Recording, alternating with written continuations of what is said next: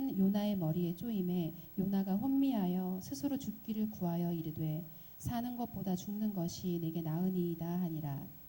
하나님이 요나에게 이르시되 내가 이 박넝쿨로 말미암아 성내는 것이 어찌 옳으냐 하시니 그가 대답하되 내가 성내어 죽기까지 할지라도 옳으니이다 하니라.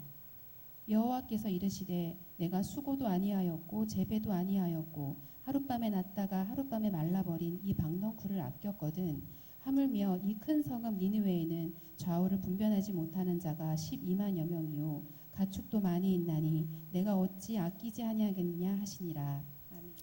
아멘. 할렐루야. 우리 인사 나눕시다. 옆에 분들과 반갑습니다.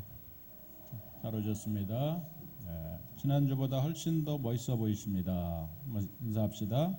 지난주보다 훨씬 더 멋있어지셨네요. 하기 싫어하시는군요. 다시 한번 은혜 속에 삽시다. 네, 서로 인사하라고요. 이렇게.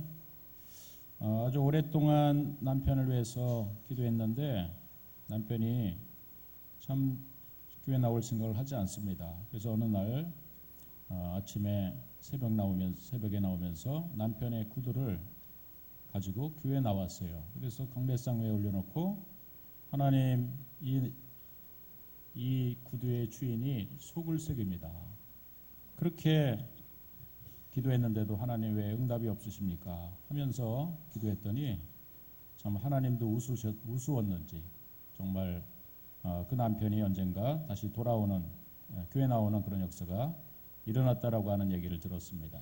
참 여러분 이번 우리 가을 여러분의 아직도 믿지 않는 가족 중에서 또 우리의 친척 중에서 혹은 우리의 사랑하는 이웃 중에서 돌아오지 않은 한 영혼이 죽게 돌아오는 정말 놀라운 은혜가 있어지는 그런 시간 되길 바랍니다.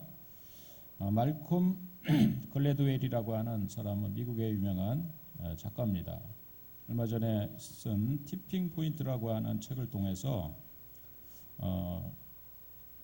어떤 사람이 어떤 경향성 어느 정도의 경향성을 나타내던 그런 순간에 어느 한 기점에 이르렀을 때 그 사람이 폭발적으로 특정한 어떤 방향으로 나아가는 이런 지점이 있는데 그것을 우리가 티핑 포인트라고 하는 말로 쓴다는 것입니다. 일명 튀어오르는 지점 이런 말로 우리가 해석할 수가 있는데 참 여러분 오랫동안 예수를 안 믿고 살던 사람들도 어느 순간에 이런 티핑 포인트가 있다는 거죠. 내가 교회 가야 됐구나. 내가 참 이렇게 살아서는 안 되겠구나. 이런 마음의 결심을 하는 어느 순간 그 사람은 그 작은 마음의 결심으로 인해서 자신의 인생을 뒤바꿀 수 있는 자신의 인생을 도약할 수 있는 놀라운 그러한 포인트의 지점으로 삼는 것 우리가 이것을 티핑 포인트라고 말한다는 것입니다. 누구에나 이런 것이 있다는 것이죠. 예를 들면 우리가 성경의 인물 가운데 본다면은 참 여러분 요셉의 인생은 무려 17년 넘는 기간 동안 감옥 안에 갇혀 있었어요. 그는 아버지의 아주 사랑하는 색동저고리를 지어서 그 아들에게만 입힐 정도로 사랑받는 아들이었는데 한 오랜 10여 년이 넘는 세월 동안 종살이하고 감옥 안에 갇히는 이런 삶을 살아왔어요. 젊은 청춘을 감옥에서 보낸 인생입니다. 참 여러분 그의 인생은 불행하다고 말할 수 있는데 어느 날 그에게도 이런 티핑 포인트가 찾아오죠. 그를 어느 날 감옥에서 밖에서 부르는데 가보니까 자기 꿈을 해석해 준 술 맡은 관원장이 있었고 또 그 술 맡은 관원장의 가운데는 놀랍게도 좀 전 세계 그리고 그 당시 세계를 지배하고 있었던 애굽 왕이 바로가 자기 앞에 있는 겁니다. 깜짝 놀라서 그가 이제 바로 왕 앞에서 꿈을 해석하게 됩니다. 참 놀라운 순간이죠. 그 순간 그가 꿈을 해석하는 순간 바로는 그의 지혜로움을 보고 그 속에 있는 영적인 어떤 도우심에 있는 세력이 하늘에서 있다는 사실을 깨닫고 애굽 전역의 총리로 그를 세워서 마침내 그를 바로의 버금되는 자리에 앉게 됩니다. 여러분, 이것이 바로 요셉의 티핑 포인트라는 사실이죠. 우리가 이제 이러한 것은 많이 성경에서 만나게 됩니다. 여리고성이 무너지는 것도요, 하루아침에 무너진 것이 아니었습니다. 하나님의 말씀이 여리고성을 하루에 한 바퀴 돌라는 겁니다. 그러나 아무 일도 벌어지지 않았어요. 마지막 7바퀴 7일째 되는 날 돌았더니 참 금이 가기 시작하더니 어느 순간에 그 견고한 여리고성이 와르르 무너지는 역사가 일어난 줄로 믿습니다. 참 여러분, 이러한 놀라운 일들이 사람에게도 나타나죠. 나만 장군의 문둥병이 들어서 요단강물에 씻으라고 하는 엘리사의 공고를 듣고 그곳에서 몸을 씻었지만은 나를 이런 곳에 이 더러운 물에 나를 씻게 만들어 하면서 그가 불평불만하면서 그렇지만은 종의 말을 듣고 6일 동안 몸을 담굽니다. 아무 일도 벌어지지 않았지만 마지막 날 7째 되는 날 물속에 들어갔다 나오니까 그의 몸에 퍼져 있는 모든 문둥병이 깨끗이 나음받는 그런 역사가 일어나게 된 줄로 믿습니다. 할렐루야. 여러분, 비행기가 사실은 그냥 뜨는 게 아닙니다. 우리가 비행기가 이륙하기 위해서는 비행기가 엔진 시동을 걸고 정말 달려갑니다. 그 순간에 참 우리도 덜컹덜컹 하면서 가는 이 비행기가 정말 이 쇳덩이가 뜰까 이런 생각이 들어요. 그러나 마지막 비행기가 달려가다가 날개를 쫙 들어올리는 순간, 속도를 내고 날개를 들어올리는 순간 비행기는 하늘을 향해 퐁 하고 떠오릅니다. 우리가 이것을 임계 지점이라고 얘기하죠. 중력과 그리고 부력이 서로 작용하고 있는데 그동안은 중력이 비행기 쇳덩이를 붙잡고 있는 거예요. 그러다 보니까 날 수 없었던 겁니다. 그러나 어느 순간 부력이, 하늘을 나는 힘이 땅에서 붙잡고 있는 이 중력을 이기는 순간 비행기는 하늘을 향해, 창공을 향해 날아오른다는 사실입니다. 여러분, 바로 그것을 임계 지점이라고 또 얘기하지 않습니까?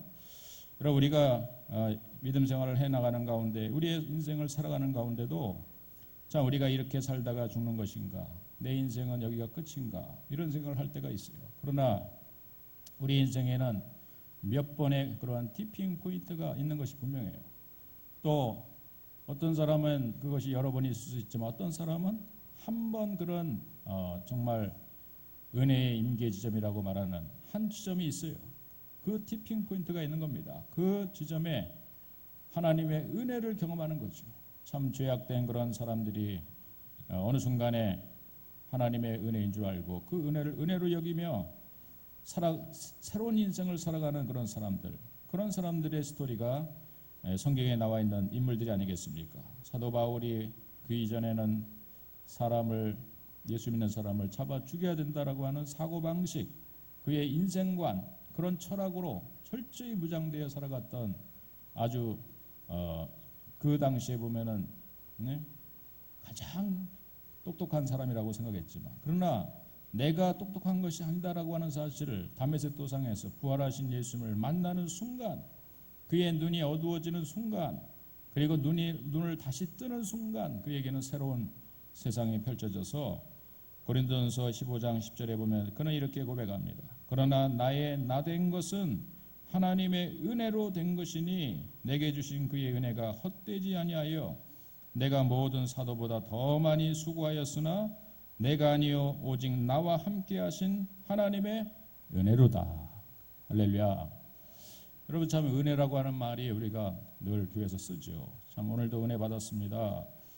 참 나가면서 목사님 말씀에 은혜 받았습니다.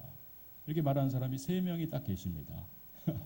많이도 안 계시고요. 그러나 여러분들이 말은 못하지만은 다 은혜 받은 줄로 생각합니다.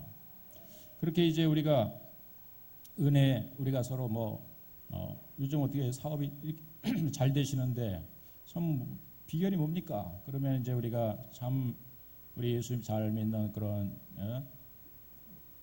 우리 장로님, 집사님, 권사님이라면은 이게 모든 것이 다 하나님의 은혜지요. 이렇게 이제 우리가 말하죠.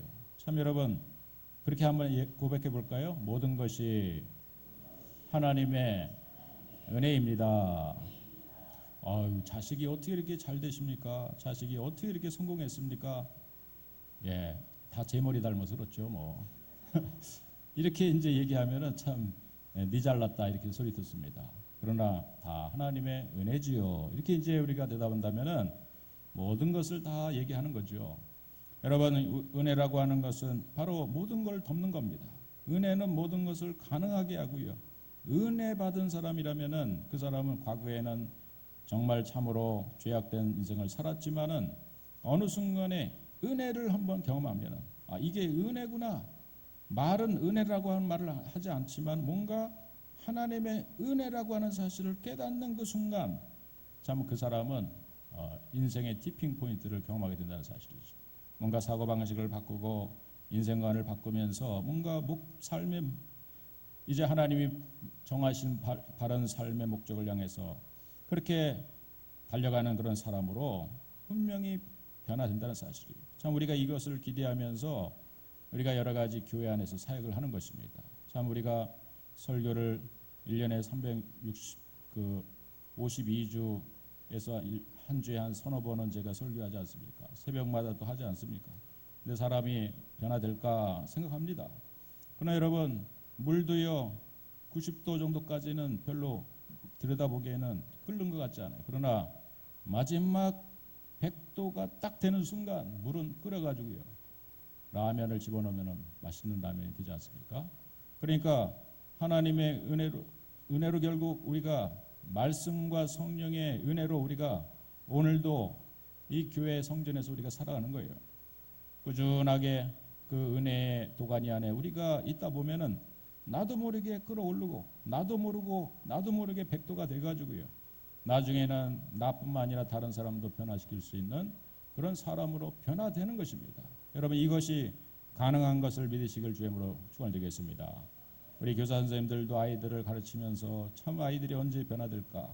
이것이 가장 큰 숙제예요. 기독교육의 가장 중요한 명제예요. 그렇지만은 하나님 말씀과 기도로 결국 사람은 변화될 수 있음을 믿고 꾸준하게 지속적으로 하다 보면은요 결국 어느 순간에 임계 지점에 도달하면은 그 아이가 튀어오르는 그러한 어떤 일명 티핑 포인트가 생겨지는 것이고 아이가 어느 순간에 바뀌어지는 것이고 참 달라지는 이런 역사를 우리가 경험하는 것입니다. 여러분 이것이 하나님의 다 베푸신 은혜인 줄로 믿으시기를 주임으로 축원드리겠습니다.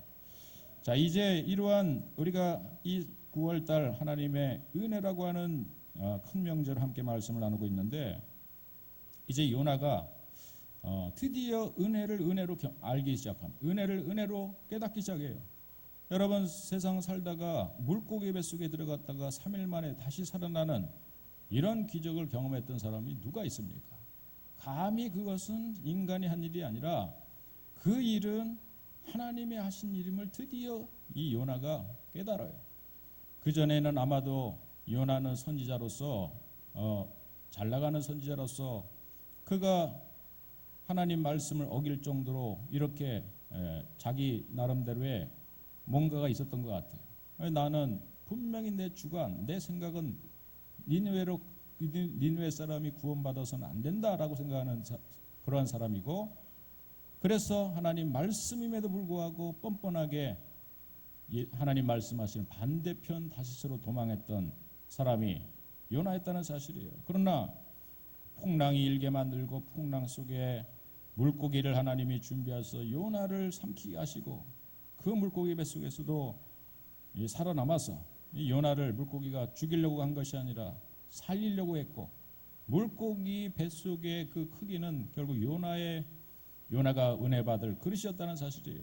그래서 요나는 그 물고기 뱃속에서 드디어 토해져 내쳐서 살아남게 됩니다. 그리고 사명의 길로 걸어가게 되죠. 그래서 오늘 읽은 우리의 4장 말씀 안에는요 하나님에 대해서 이렇게 그 중반절에 보면은 4장 2절 중반절에 보면 이렇게 고백해요. 그러므로 내가 빨리 다시스로 도망하여 싸우니 주께서는 은혜로우시며 자비로우시며 노하기를 더디하시며 인애가 크시사 뜻을 돌이켜 재앙을 내리지 아니하시는 하나님이신 줄을 내가 알았음이라. 여러분 요나는 선지자였어요. 요나는 목사님이었어요. 그런데 목사이면서도 은혜를 은혜로 여기지 못하는 사람들이 있을 수 있다는 겁니다. 참 우리가 또 집사님이고 장로님이고 권사님이면서도 지금 현재 삶의 처지를 은혜로 받지 못하는 사람들이 있을 수 있다는 거예요.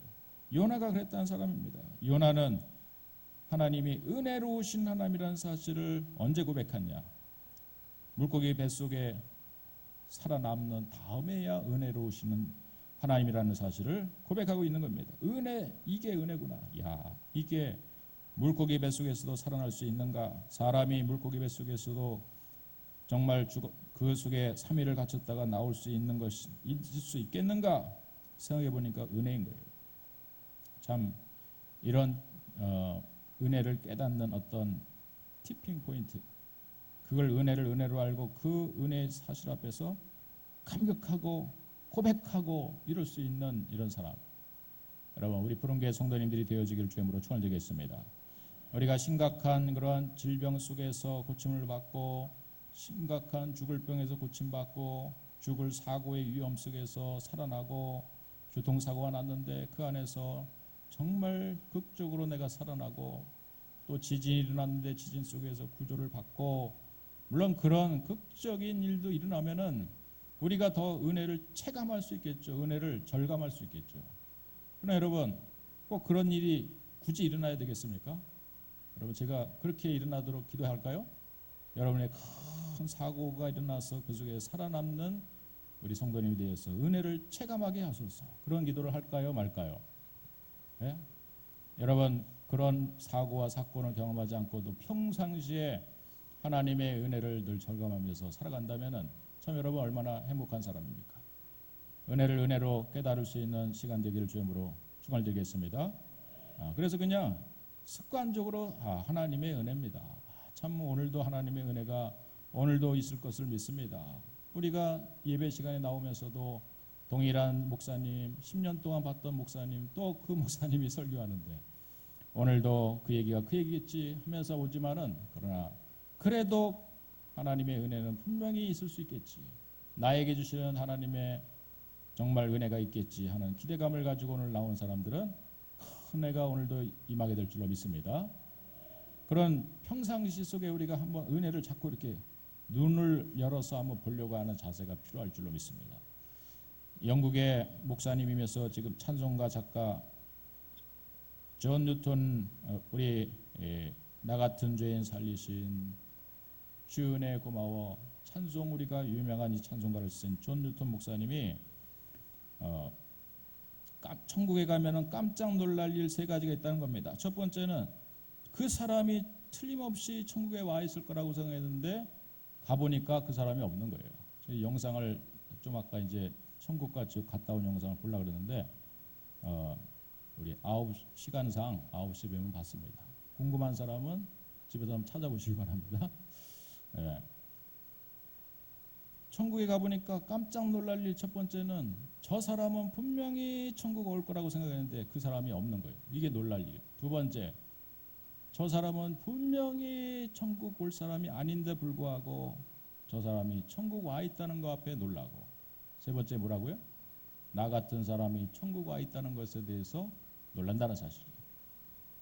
존 뉴턴 이 목사님은 목사가 되기 전에 노예상이었다고 합니다. 아프리카에서 노예를 잡아가지고요, 저 미국으로 공수를 하는 가운데 이 노예상을 타고 가면서 노예들을 두고 내기를 건답니다. 그래서 내기에 지면은 자기의 자본, 그러한 노예를 바다에 그냥 던지는, 자기 노예 그 게임을 위해서 한 생명을 그렇게 무참하게 바다에 던져버리는 이러한 무지막지한 이러한 사람이 존 뉴턴이었다고 합니다. 그러나 어느 날 큰 파도가 배에 휘몰아치면서 죽을 위기 가운데 처해졌을 때 바닷물이 배 위에까지 차올라서 이제 다 죽었다고 생각할 무렵에 어머니의 기도가 생각나고 어머니 앞에, 어머니가 믿던 하나님 앞에 기도하기 시작해요. 그리고 마침내는 놀랍게도 요나처럼 구조를 받고 살아납니다. 그리고 나서 그가 은혜를 은혜로 알게 되고, 나 같은 죄인 고마워, 주 은혜 고마워, 나 같은 죄인 살리신 주 은혜 감사하면서 405장 그 찬양을 진 것이 아니겠습니까? 여러분 누구에게나 여러분 은혜의 티핑 포인트가 있음을 믿고요. 오늘 우리가 그런 은혜의 수준 가운데 머물지 못하면은 조금만 하나님의 은혜를 사모하고 조금만 그 은혜를 채우면은 이미 준비된 우리가 쌓아오는 믿음의 공력이 있어요. 은혜의 공력들이 결국에는 폭발하면서 놀라운 여러분 우리 안에서 은혜의 감격이 우리 가운데 생겨지는 역사가 모든 분들에게 있어지게 될 줄로 믿습니다. 여러분 세용마다 은혜를 갈구하고 모든 것이 오늘도 은혜를 주시옵소서. 오늘도 하나님 은혜를 주시면 내가 삽니다 하면서 은혜의 갈급함으로 사슴이 시냇물을 찾기에 갈급한 같이 우리도 은혜를 갈급하며 살아갈 수 있는 그런 믿음의 삶을 우리도 살아가기를 주님으로 축원드리겠습니다. 요나가 드디어 그런 은혜를 체험했어요. 물고기 뱃속에 살아났어요. 그러니까 은혜로우신 하나님임을 고백했어요. 그러다 이제 중요한 것은 은혜 받은 자의 삶이 더 중요한 거죠. 자, 우리 모두는 어떤 방식이든 하나님의 은혜로 여기까지 온 것이에요. 모든 것이 다 하나님의 은혜가 아니고서는 내가 구원받을 수 없었으며 은혜가 아니고서는 내가 집사님이 권사님이 될 수 없었으며 은혜가 아니고서는 내가 오늘 여기에 앉아서 예배를 드릴 수 없어요. 은혜를 어떤 방식이든 체험했어요. 그렇다면 우리 앞으로 은혜 받은 사람의 삶에 나아갈 길은 결국 그 방향성은 결국 하나님 말씀이 이 요나서의 말씀을 통해 우리 가운데 제공해 주고 있는 겁니다. 여러분 요나는 원래 가지고 있었던 사명이 있었어요. 그것은 니느웨에 가서 복음을 전하는 거예요. 니느웨에 가서 하나님의 말씀을 전하는 것이었어요. 니느웨가 이대로 살면 멸망당하는 것을 전하고 니느웨에 가서 영혼을 구원하는 것이 하나님의 뜻이었어요. 그가 이제 니느웨 가기를 싫어했던 이유는 좀 잠시 후에 다시 한번 또 함께 말씀을 나누고요. 요나가는 그 잃어버린 영혼을 향해서 가야만 되는 사명을 받았는데 하나님께서는 놀랍게도요. 이 니느웨에서 이 멸망받아 마땅한 니느웨에서 가장 그 당시에 잔인무도한 사람들이 살고 있는 나중에 이스라엘 나라를 북이스라엘 나라를 멸망시킨 이 니느웨 도성에도 복음을 전해야 될 이유가 있는데 그 안에는 좌우를 분별하지 못하는 자가 몇 명 있다고요? 12만여 명이 있다는 거예요. 12만. 자, 여러분 우리가 지난주에도 함께 말씀을 나눴죠. 이 좌우를 분별하지 못하다는 뜻이 뭔가? 어린아이를 말하는가? 또 그것은 좌우를 분별하지 못한다. 그것은 더 중요한 것은 뭔가 상식적으로 이 사람들은 도무지 정의가 뭔지 의로움이 뭔지 이렇게 하는 일이 이것이 얼마나 잔인한지 이것도 모르고 요즘 중학생 애들이 그냥 학교 폭력해서 애들을 그냥 피가 나도록 때리고요. 어떤 정말 학생은 지금 무기 징역을 언도받았지만은 자기끼리 카톡하면서 아이 놀이터에 있는 어린아이를 잡아다가요. 잔인하게 죽이고 토막내서 네? 자기가 살고 있는 아파트 그 물탱크에 버리는. 여러분 이거는 도무지 이거는 이 정상이냐 얘가. 정상적이지 않은 아이를 정상적인 법에 의해서 판결을 내는 것이 옳으냐? 얘를 정신병자로 취급해서 감형을 해줘야 된다. 이런 얘기도 있었지만은 그러나 결국 똑같은 법에 의해서 얘를 심판해야 된다 해서 무기징역을 그리고 한 아이는 20년을 이렇게 받았다고 하죠. 여러분 참 그런 아이들이 이 시대에 얼마나 많습니까? 그런 사람들이 얼마나 많아요. 이게 좌우를 분별하지 못하는 거예요. 좌우를 분별하지 못하는 것은 어린아이일 수 있겠지만은 뭔가 이 사람이 정상적이지 않은 거예요. 정상적인 사고방식을 가지고 사는 사람들이 아니 저 사람은 능지처참을 해서 죽일 사람 같은 그런 잔인무도한 사람도 이 시대에 얼마나 많이 있습니까? 그럼에도 불구하고 그런 사람들이 이 니느웨 도성에는 12만여 명이 있다는 거예요. 야, 그렇다면 내 생각에는 이 도성은 반드시 하나님의 소돔과 고모라처럼 심판을 내려야 되는 것이 마땅해요. 그런데 하나님은 그 사람들을 구원하기로 작정하신 거예요. 구원의 기회를 주시기로 작정하십니다. 여러분 이것은 내 생각하고 내 감정하고 내 정서하고는 절대 맞지 않는 그러한 정서지만은 그러나 하나님의 생각은 우리 인간의 생각하고 다른 거예요. 하나님의 계획은 우리 인간의 계획하고 다른 거예요. 우리 인간의 상식을 우리 인간의 계획을 뛰어넘는 하나님의 원대한 계획을 갖고 계시는 거예요. 예, 여러분 이것을 우리가 지난 시간을 통해서 계속 나누었죠. 하나님이 이스라엘 백성들을 주목하고 계시지만은 주변에 있는 여러 나라들은 하나님의 막대기와 채찍으로 사용하셔서 이스라엘 나라를 깨닫게 하시고 이스라엘 나라들이 세워지면은 그 나라를 통해 예수님이 오시고 그 예수님이 오신 다음에 땅 끝까지 복음이 증거되는 이런 하나님의 놀라운 구원 계획을 세우고 계시는 거예요. 그러니까 어떤 의미에서는 니느웨가 여기서 잠시 이스라엘 나라의 채찍으로 사용되길 원했던 거예요. 그리고 그렇지만 그 가운데 하나님은 다만 도구로만 사용하시는 것이 아니라 그렇게 하나님의 거룩한 도구로 쓰임받는 과정 중에 있는 나라라 할지라도 그 영혼 한 사람 한 사람을 하나님은 다 사랑하신다는 증거를 나타내 보여주기를 원하셨던 거예요. 이게 하나님의 구원의 역사, 하나님의 구속 섭리라고 우리가 얘기를 하는 것입니다. 여러분 한 영혼에 우리가 다시 한번 집중할 수 있는 그런 마음이 하나님의 마음인 줄 믿고 여러분 우리의 마음속에 다시 한번 한 영혼을 마음에 품을 수 있는 거룩한 하나님의 마음을 우리 속에 품을 수 있는 은혜가 우리 안에 있어지기를 주님으로 축원드리겠습니다. 여러분 그렇게 한 영혼을 사랑하십니까? 한 영혼을 사랑하는 마음을 달라고 기도하시기를 주님으로 축원드리겠습니다. 2005년도 8월 25일 기사에 이러한 기사가 났어요. 12년 전 기사인데 보니까 우리나라에도 이 대한항공 기사가 부정적으로 계속 나지만은 이런 멋있는 기사도 있었네요. 보니까 2005년 8월 25일 오후 5시에 인천공항에서 대한항공 747 K017 항공이 로스앤젤레스를 향해서 이륙을 합니다. 그런데 이상하게도 2시간 후에 이 비행기가 회항에서 돌아온 거예요. 사람들은 깜짝 놀랐습니다. 이 비행기 안에는 무려 363명의 승객들이 타고 있었어요. 야, 비행기가 이거 문제가 심각한가 보다. 그래서 회항하는 비행기를 막 그 뉴스에도 보도하고요.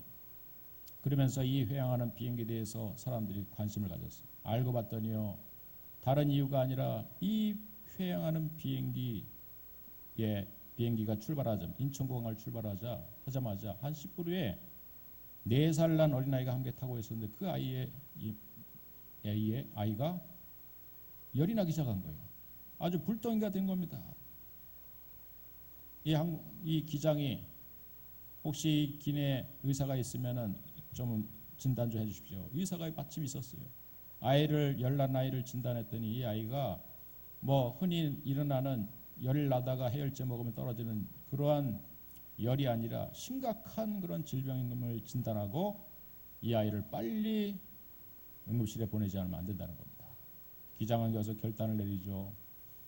떠난 지 1시간도 되지 않은 이 비행기가 회항하기 위해서는 여러 가지 조건이 필요하다는 겁니다.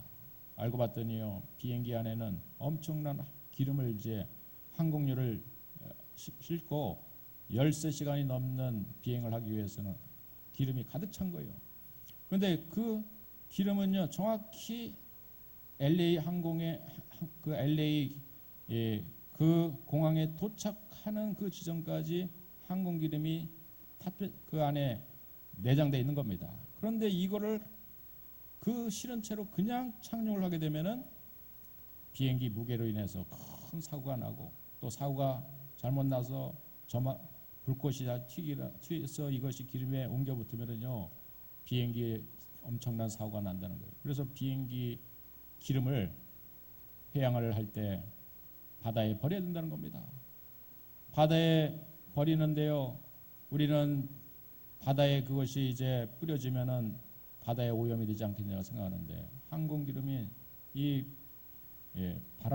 그 착화점이 굉장히 높은 그런 기름이라서 기름을 바다 위에서 방출하는 순간, 비행기에서 방출하는 순간 날아오는 바람과 함께 그것이 자연스럽게 산화된다는 거예요.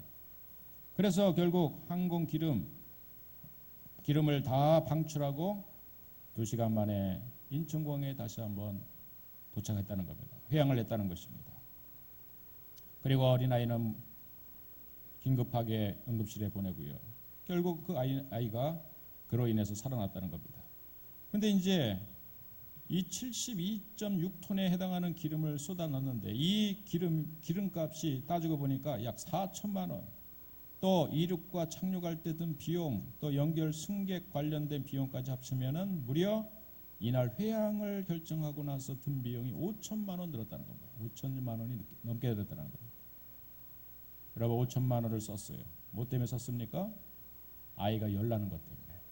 처음에 그렇게 보면은 오늘 교회 애 열나가지고 못 나온 그런 성도님들 이해가 되죠. 우리 밑에 우리 키즈랜드에 있는 엄마들이 이해가 됩니다. 아이가 열나면은 정말 어찌해 볼 수 없죠. 초대라면은 특별히 한 아이의 열나는 것 때문에 그 아이를 구조하기 위해서 비행기 363명의 여행을 되돌아서 회항을 했고요. 돈으로 따져본다면 약 5천만이 넘게 드는 비용을 쏟아부으면서 아이를 살리기 위해서 돌아왔어요. 여러분 우리가 이걸 생각해 본다면 세상 사람들도 영혼에 대한 관심을 다 갖고 있는 거예요. 한 영혼에 대한 중요성을 다 갖고 있어요. 지진이 나서 백화점이 무너지고 이랬을 때 그 한 사람을 구조하기 위해서 전 소방대원이 출동되고 구조대원이 출동돼서 저 땅속에 묻혀있는 한 영혼을 구조하기 위해서 노력하는 그런 모습들을 보면은요, 사람의 생명이 중요하구나. 그러나 여러분, 과연 우리는 얼마나 한 영혼에 대한 이러한 지대한 관심을 갖고 있습니까?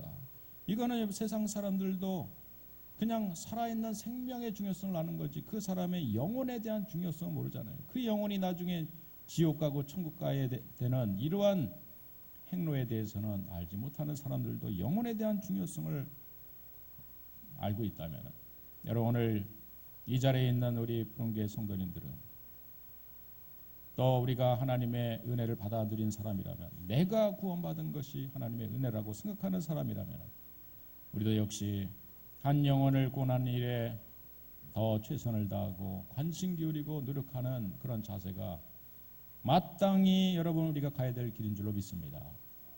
따라해 볼까요? 한 영혼을 태신자로 삼자. 예, 우리 사랑방 오늘 여러분 주보 오면에 보면은 사랑방마다 빈 공간이 꽉 찼네요. 아직도 이름이 꽉 찬 게 아니라 빈 공간이 이렇게 많이 남아 있어요.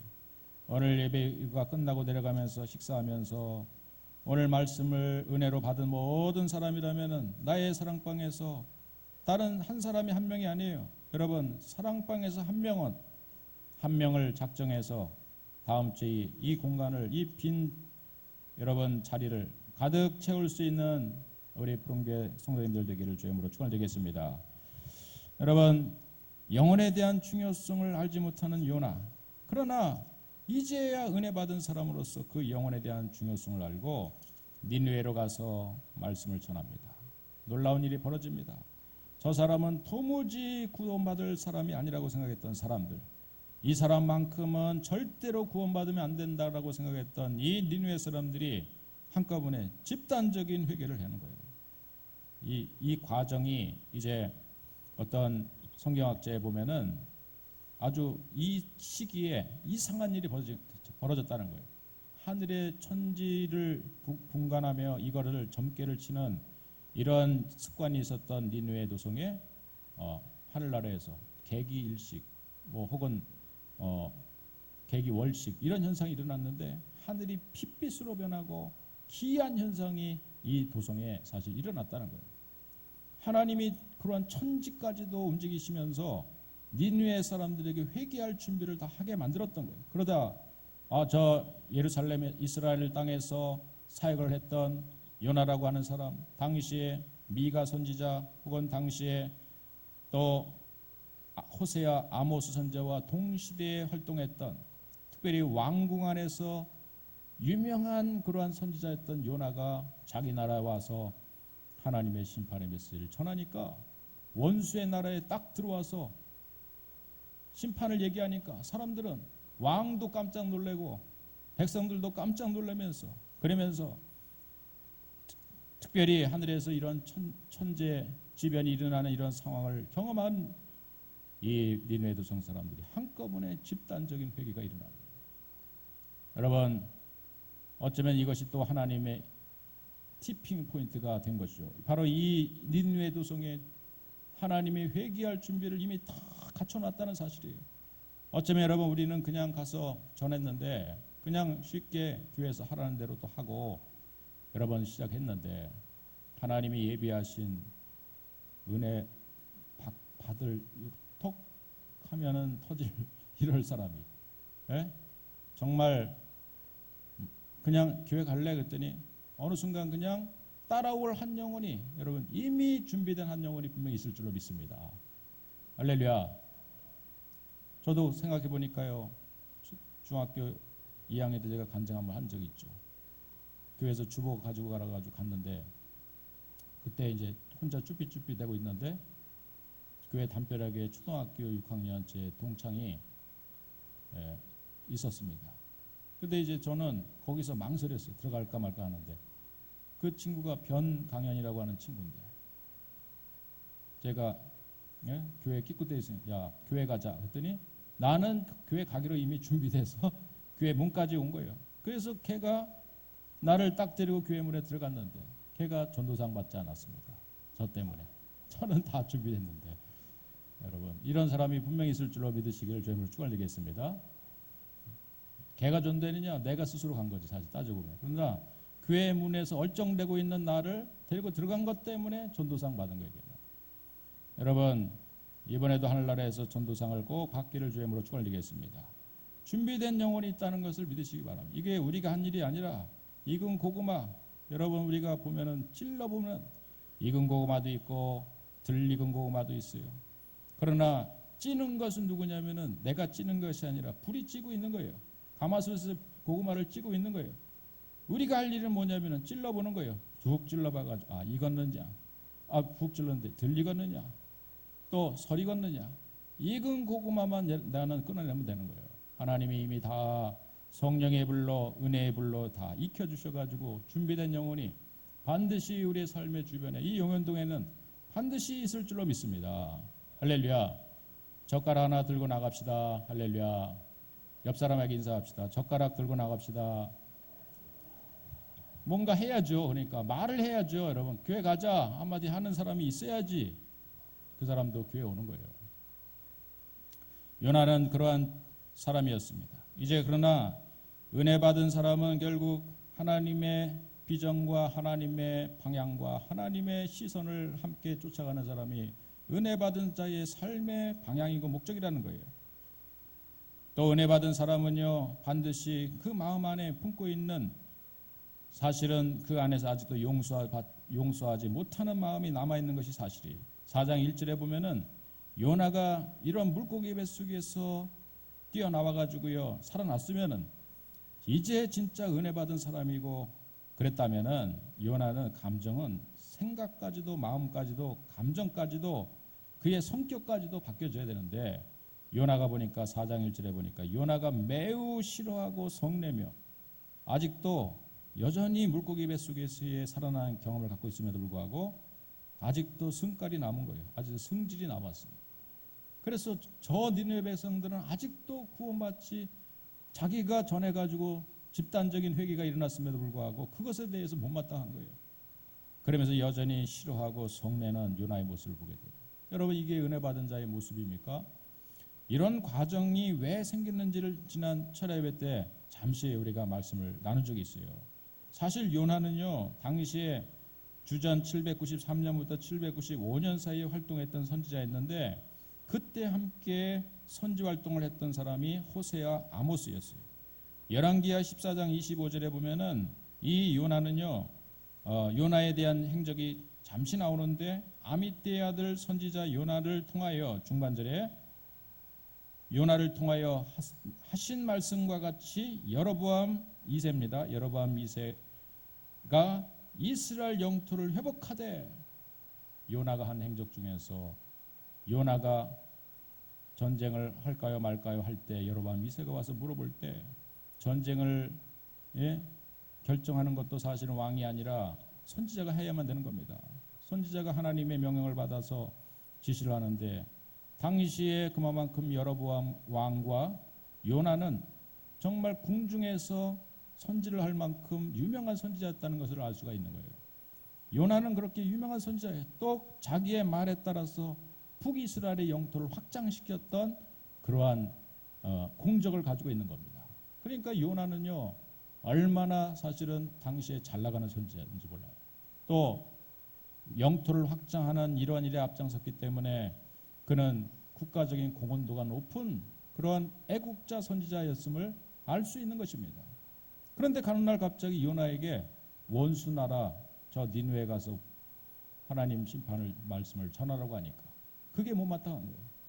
하나님, 내가 얼마나 잘 나가는 사람인지 아세요? 하나님, 내가 지금 우리나라에서는 애국자라고, 애국이 목사님이라고 내가 그렇게 추앙을 받고 있는데 하나님이 나한테 가서 저 원수 나라 가서 복음을 전하다니요. 이게 합당한 것입니까? 이게 어떻게 말이나 되는 겁니까?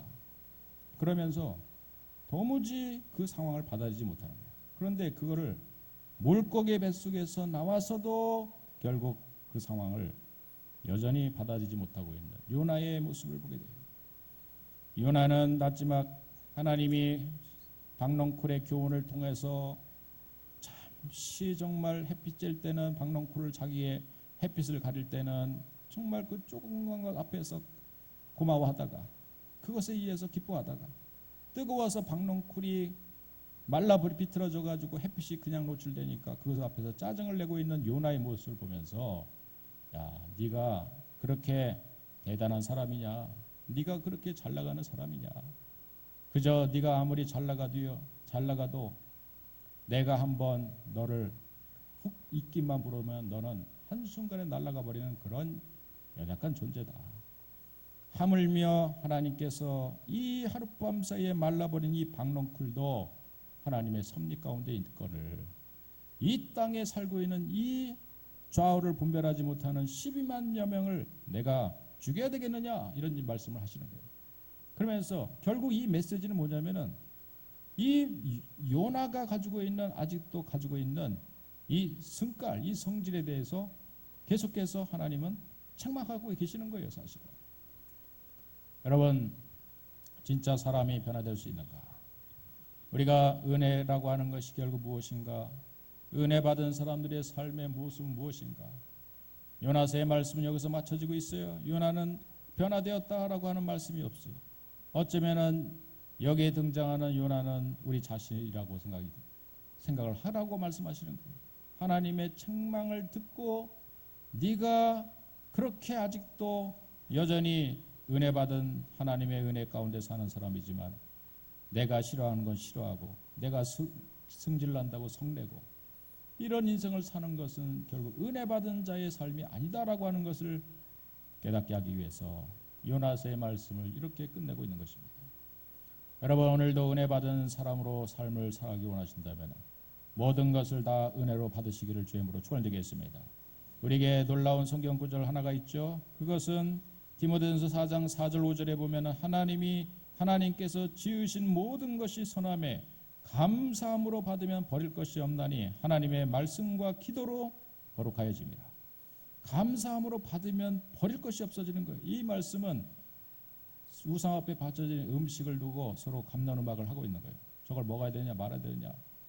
감사함으로 받으면은요, 여러분 개고기를 먹어야 되느냐 말아야 되냐. 그리스도인들이 여러분 감사함으로 개고기도 받으면은 맛있는 고기가 되는 거죠. 쩝쩝. 고기가 여러분 그런 겁니다. 그러니까 똑같은 겁니다. 모든 상황을 감사함으로 받는 사람이라면은 그 사람이 은혜 받은 사람이라는 거죠. 저는 이렇게 생각합니다. 세상 사람들도 어떤 경우에는 살다 보니까 인생을 달관한 사람들은요, 그냥 모든 일에 대해서 그냥 그것을 감사함으로 받더라고요. 그리스도인이 아니더라도 호사다마라고 하는 말이 있지, 나쁜 일이 닥치고 나중에는 좋은 일이 생길 거야 하면서 자신의 처해진 상황 앞에서도 주저앉지 않고 때를 기다리며 또 내일을 희망차게 준비하는 그런 세상 사람들도 있다는 거예요. 하물며 하나님의 백성들이요, 하나님의 은혜를 체험한 사람들이 세상 사람들보다 못해서 해야 되겠습니까? 감사함으로 받으면은 버릴 것이 없다라고 했는데, 저는 이 말을 하나님의 은혜로 받으면은 우리에게는 더 큰 하나님의 은혜가 준비되어 있을 줄로 믿습니다. 그러니까 모든 걸 은혜로 받는 거죠. 야, 내가 오늘 사업이 망했어. 오늘 내가 병들었어. 내가 자녀들이 정말 안 됐어.